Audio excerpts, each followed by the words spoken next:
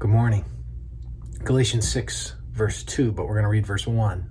Again, give us a little context for our one another this morning. Brothers, if anyone is caught in any transgression, you who are spiritual should restore him in a spirit of gentleness. Keep watch on yourself, lest you too be tempted. So just to summarize, the picture here, by the way, is like somebody who's like caught from behind in a sin, like somebody that gets tackled, doesn't see they're running and they get tackled from behind. So they're going on in the Christian life and boom, they get tripped up by a sin. He says, if that happens, you can identify. In fact, you yourself could stumble. So you need to help them, but you need to do it in a way where you're careful that you don't fall into that same sin, right? A classic example, you were rescued from alcoholism and a friend is drinking at the bar and you go in to drag him out.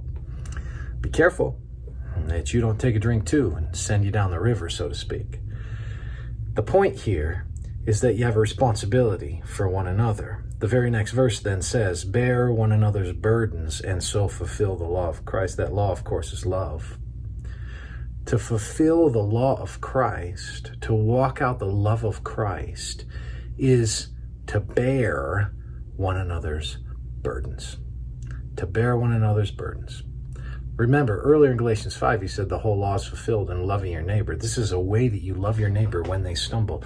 You bear their burdens. Years ago, when my wife was younger and was a teenager, she went for a hike with her dad, who was a backpacker, and the whole family, with some extended family, they were on a hike, mostly the men and the kids.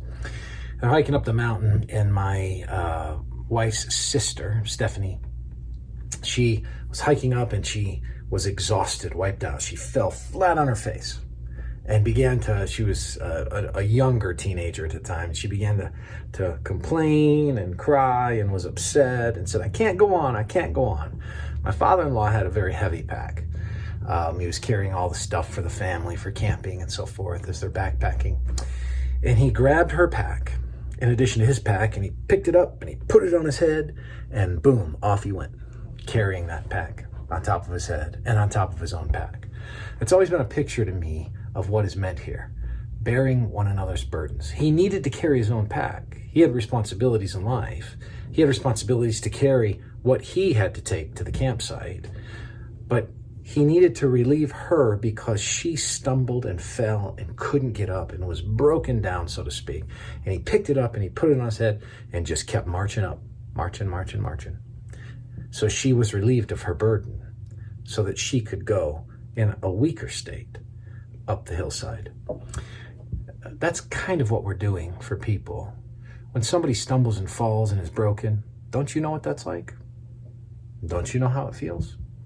Don't you know what it's like to fall on your face, maybe be embarrassed, feel broken? The last thing you need is somebody to push them down further in the mud. The last thing they need is somebody to say, get up, get going. What they need is someone who can say, let me take it for a little while and I'll carry it. Bear one another's burdens and so fulfill the law of Christ. May the Lord bless you today.